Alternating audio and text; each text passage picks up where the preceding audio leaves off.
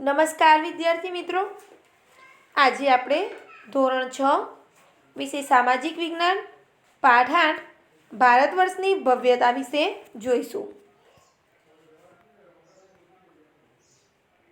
અગાઉના આગળના પાઠ આપણે સારી રીતે ભણી ગયા છે, તો હવે આપણે આ પાઠમાં ભારત વર્ષની ભવ્યતા વિશે જોઈશું કે પાષાણકાળથી લઈને લગભગ 8મી સદી સુધીના પ્રાચીન ભારતના ઇતિહાસનું આપણે અધ્યયન કર્યું। આગળના પાઠોમાં પાષાણકાળથી લઈને લગભગ 8મી સદી સુધીના પ્રાચીન ભારત ઇતિહાસનું આપણે સારી રીતે ભણી ગયા।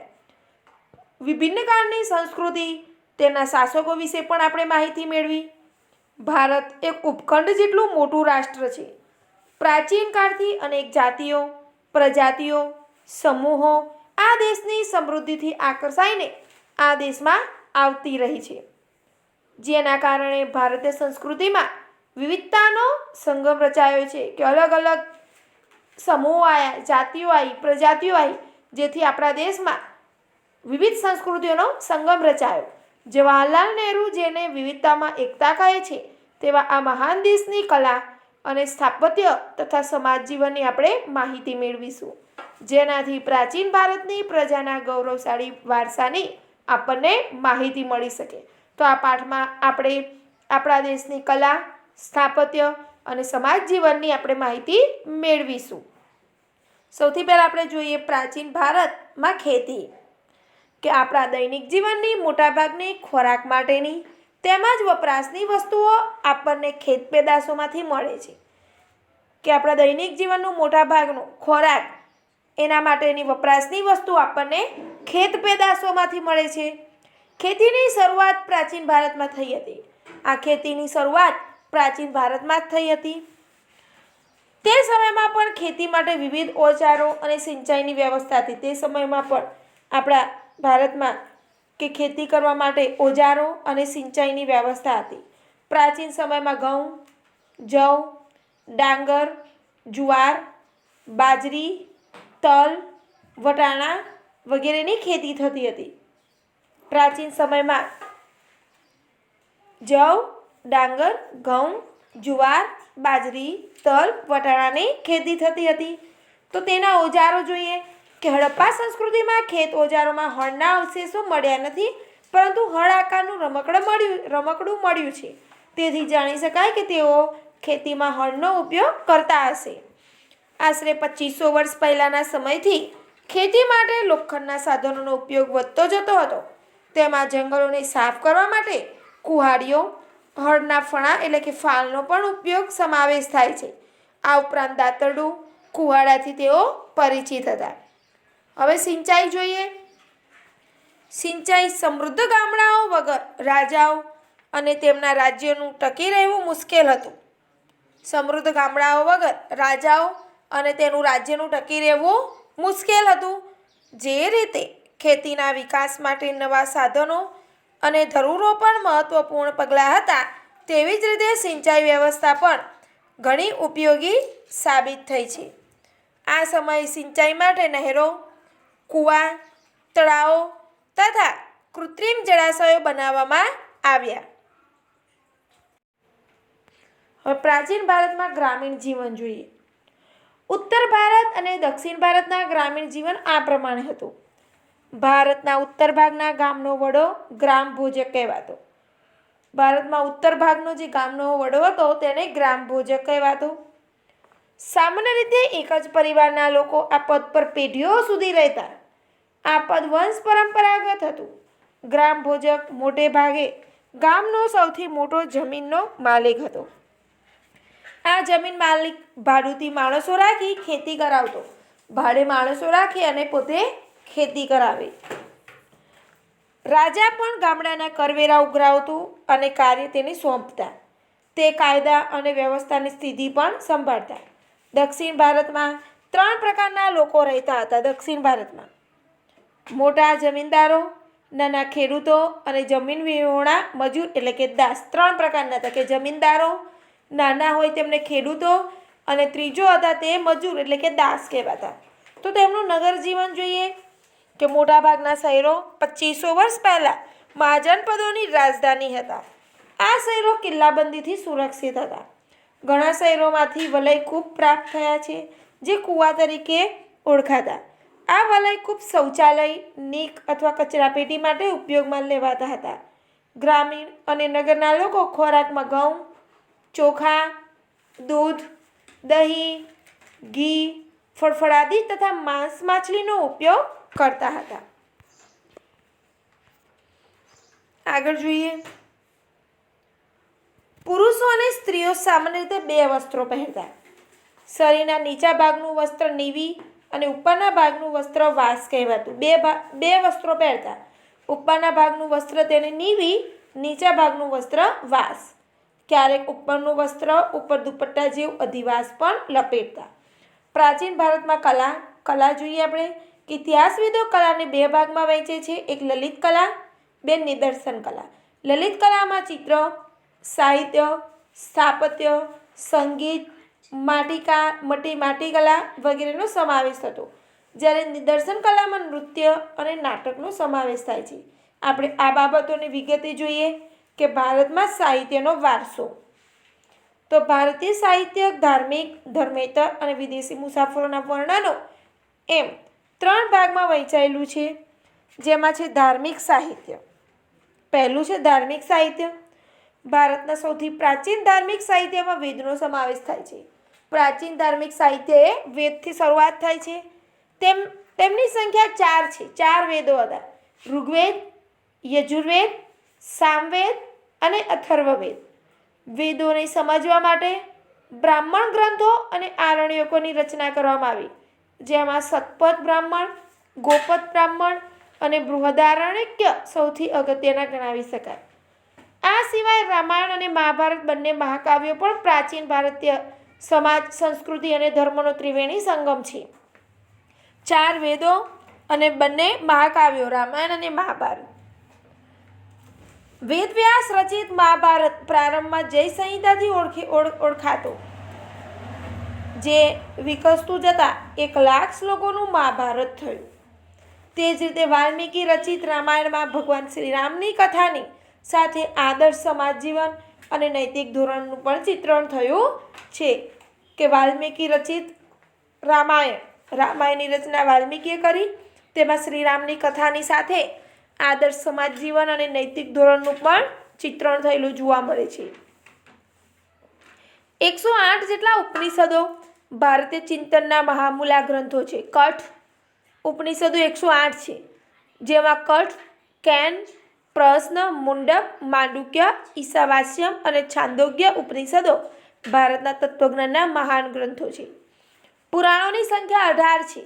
18 પુરાણો છે કે જેમાં વિષ્ણુ પુરાણ, ગરુડ પુરાણ, વાયુ પુરાણ અને મત્સ્ય પુરાણ તેમજ ભાગવત એ વિશિષ્ટ ગ્રંથો તરીકે ખ્યાત થયા. 18 પુરાણો હતા, જેમાં જે આ મેન પુરાણો છે વિષ્ણુ પુરાણ, ગરુડ પુરાણ, વાયુ પુરાણ અને મત્સ્ય પુરાણ તેમજ ભાગવત એ વિશિષ્ટ ગ્રંથો તરીકે પ્રખ્યાત પામ્યા છે. બૌદ્ધ અને જૈન ધર્મના મહાન ગ્રંથોમાંથી આપણને સમાજ જીવન અને ધર્મની માહિતી મળે છે. કે બૌદ્ધ અને જૈન ધર્મના જે મહાન ગ્રંથો છે તેમાંથી આપણે સમાજની, જીવનની અને ધર્મની માહિતી મળે છે. બૌદ્ધ ધર્મના મૂળ ગ્રંથોને ત્રિપિટક કહેવાય છે. તેમાં સૂત પિટક એટલે કે વિનય પિટક અને અભિધમ્મ પિટકનો સમાવેશ થાય છે. આ સિવાય જાતક, કથાઓ, દિગ્નિકાય, અંગુત્તર નિકાય અને મજ્જિમ નિકાય અગત્યના ગ્રંથો છે. નાગસેનનું મિલિંદ પાન્હો અને આર્ય મંજીસી શ્રી મૂળકલ્પ અગત્યના બૌદ્ધ ગ્રંથો છે. તિબ્બત ભાષામાં બૌદ્ધ ગ્રંથની કઝાર અને તંજર 2 સંહિતા પ્રસિદ્ધ છે.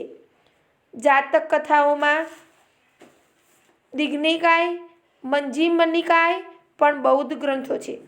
આ ઉપરાંત બૃહદ કથા, હરિવંશ પુરાણ, વાસુદેવ હિડી, સિદ્ધહેમ શબ્દાનુશાસન, દ્વયાશ્રય અને કાર્તિક કૌમુદી મુખ્ય છે.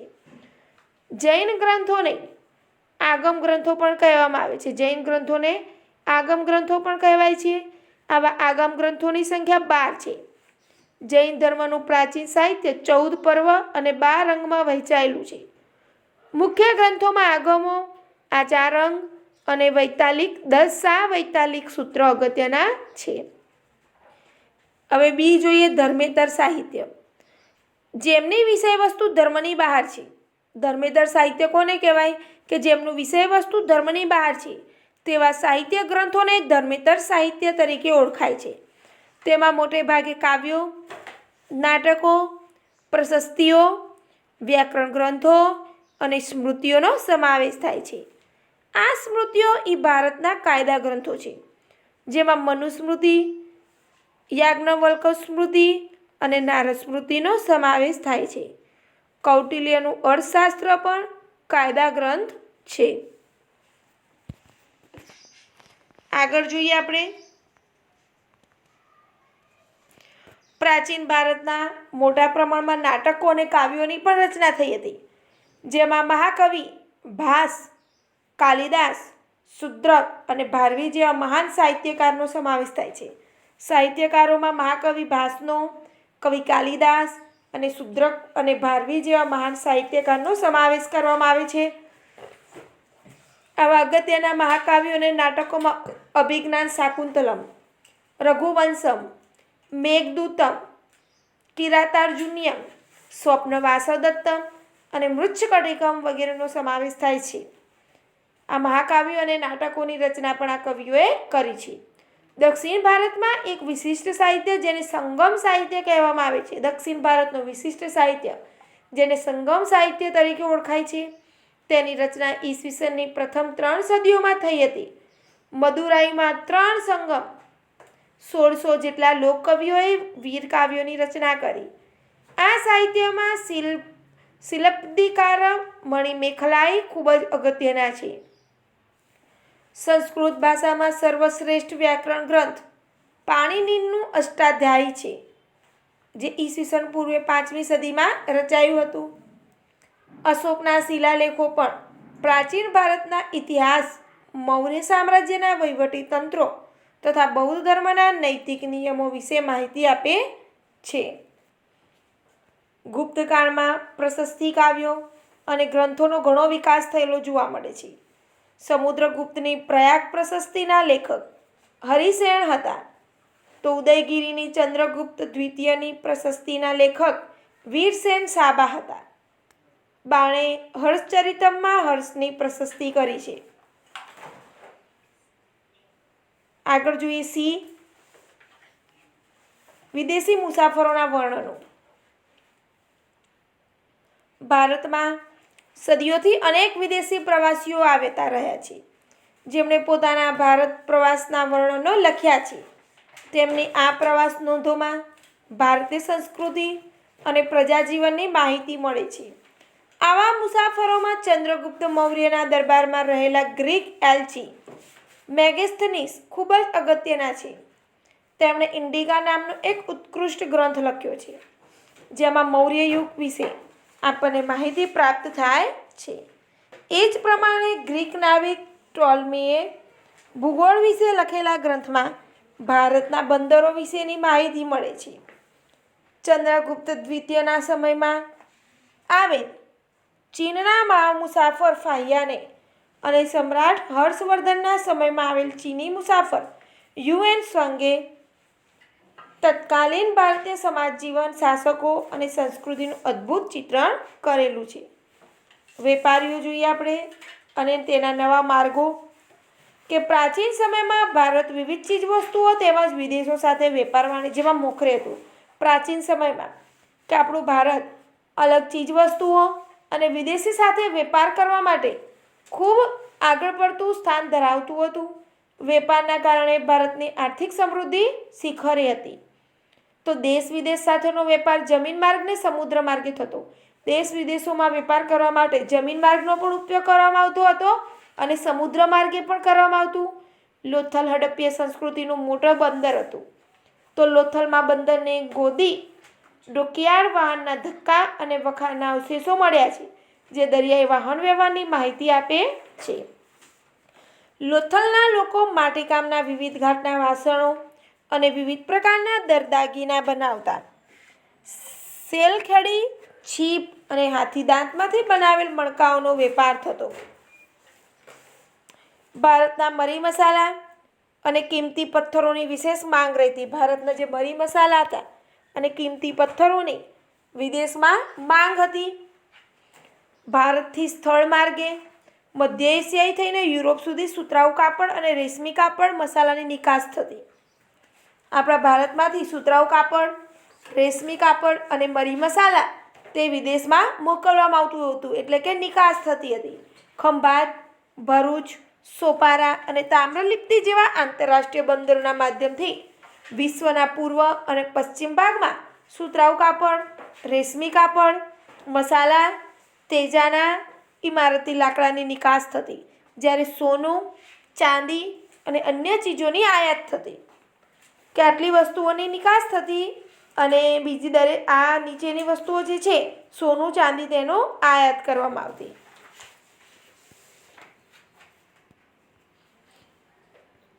આગળ જોઈએ.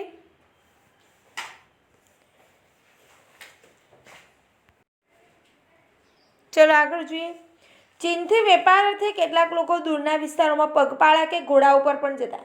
કે ચીનથી વેપાર માટે કેટલાક લોકો ચાલતા ચાલતા કે પછી ઘોડા ઉપર પણ જતા. તેઓ સાથે રેશમી કાપડ પણ લઈ જતા. તેથી જે માર્ગે મુસાફરી કરતા તે માર્ગ રેશમ માર્ગ તરીકે પણ જાણીતો બન્યો હતો.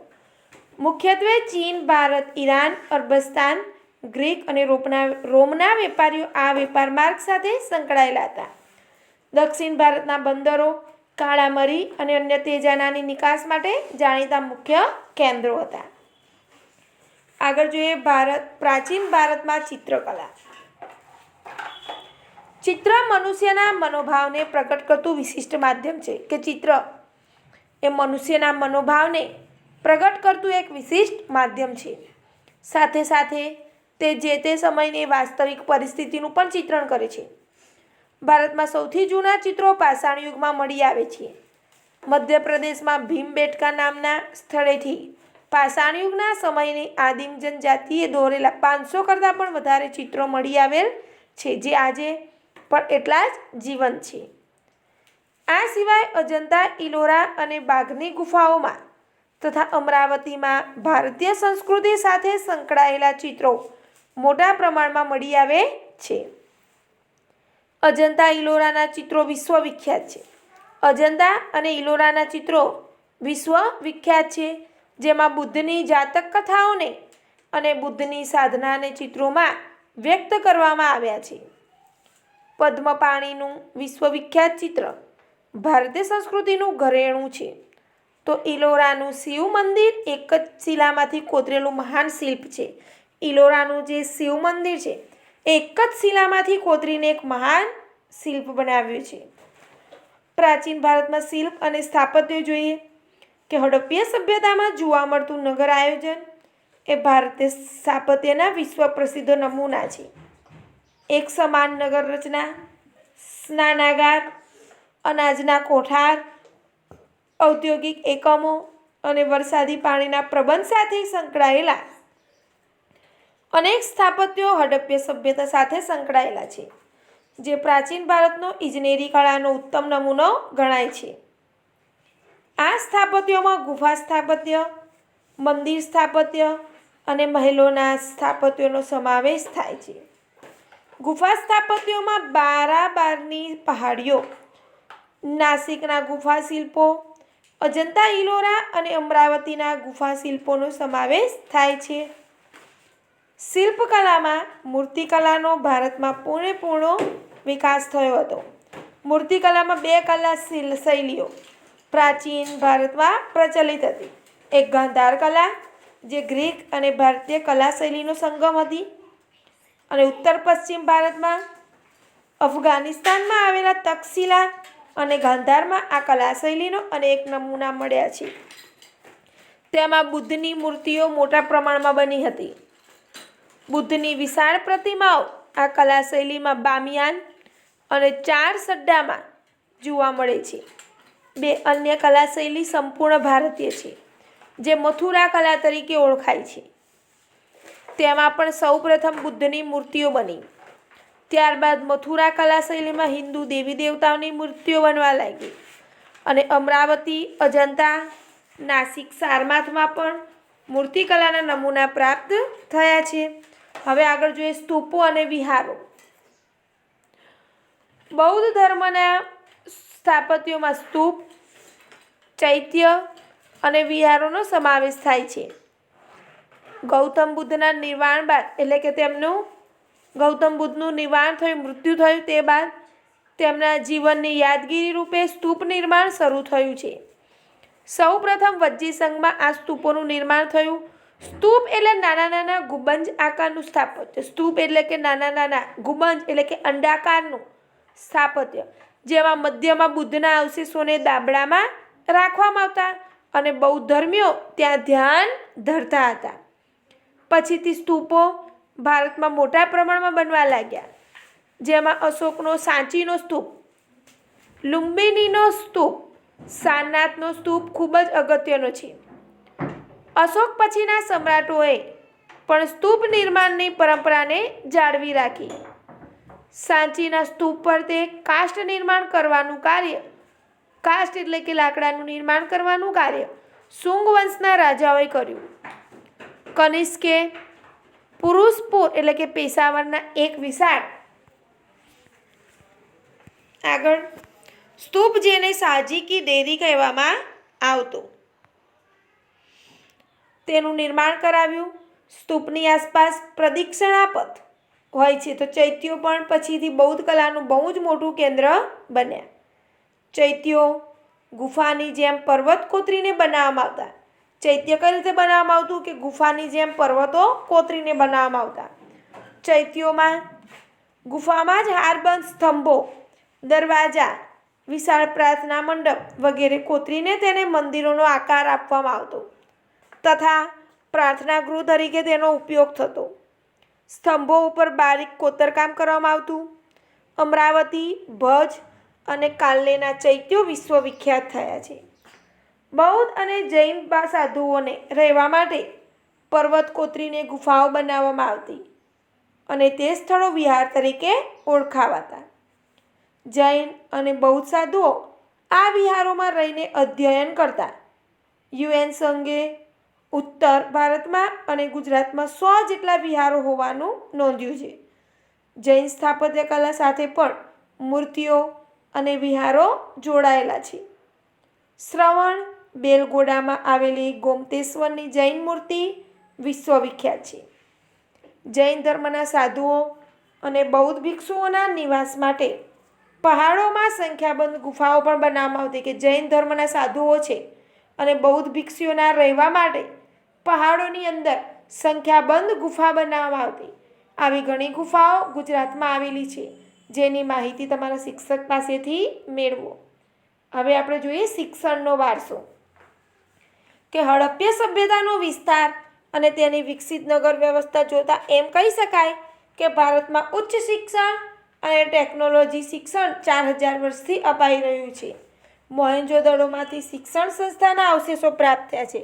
મોહેંજો-દડોમાંથી કે શિક્ષણ વ્યવસ્થાના અવશેષો મળ્યા છે. આ સભ્યતા કાંસ્ય સભ્યતા તરીકે પણ ઓળખાતી, એટલે કે તેઓ કાંસુ બનાવવાની ટેકનોલોજી જાણતા. તો આમ કહી શકાય કે રસાયણશાસ્ત્રનો વિકાસ થયો. કિલ્લા, મકાનો, સ્નાનાગાર, રસ્તા, સિવિલ ઇજનેરી તંત્રનો વિકાસ દર્શાવે છે. કાપડ વણાટ અને વહાણવટાનો પણ વિકાસ દર્શાવે છે કે યાંત્રિક ઇજનેરી તંત્ર હડપ્પા સંસ્કૃતિના સમયથી જ ભારતમાં પાંગરતું રહ્યું છે, એટલે કે વિકસતું રહ્યું છે. આગળ જોઈએ પ્રાચીન ભારતમાં શિક્ષણ આપતી 5 વિદ્યાપીઠો, જેને આપણે યુનિવર્સિટી કહીએ છીએ. કે પ્રાચીન ભારતમાં શિક્ષણ આપતી 5 વિદ્યાપીઠો છે, જેને આપણે યુનિવર્સિટી કહીએ છીએ. તેના અવશેષો પણ મળી આવ્યા છે. ઉત્તર પશ્ચિમ ભારતના ગંધાર ક્ષેત્ર પાસે તક્ષશિલા મહાન શૈક્ષણિક તીર્થસ્થાન હતું. તક્ષશિલા અહીં નીતિશાસ્ત્ર, સંસ્કૃત વ્યાકરણ, ખગોળ અને જ્યોતિષ, હિન્દુ ધર્મ દર્શનનું શિક્ષણ અપાતું. પાણિની, ચાણક્ય, ચંદ્રગુપ્ત, જીવક જેવા મહાન દાર્શનિકો અને શાસકો આ જ શિક્ષણ સંસ્થામાંથી ખ્યાતિ પામ્યા હતા. બિહારમાં આવી જ એક શિક્ષણ સંસ્થા નાલંદા વિદ્યાપીઠ તરીકે ખ્યાતિ હતી. યુએન સંઘે પણ તેની મુલાકાત લીધી હતી. અહીંયા પણ હિન્દુ અને બૌદ્ધ દર્શનશાસ્ત્રોનું શિક્ષણ આપવામાં આવતું હતું. નાલંદા વિશ્વ વિદ્યાપીઠના આચાર્ય નાગાર્જુન મહાન રસાયણશાસ્ત્રી હતા. તેમણે પારાની ભસ્મ બનાવીને ઔષધિ તરીકે વાપરવાની શરૂઆત કરી હતી. ગુજરાતમાં 6મી-7મી સદીમાં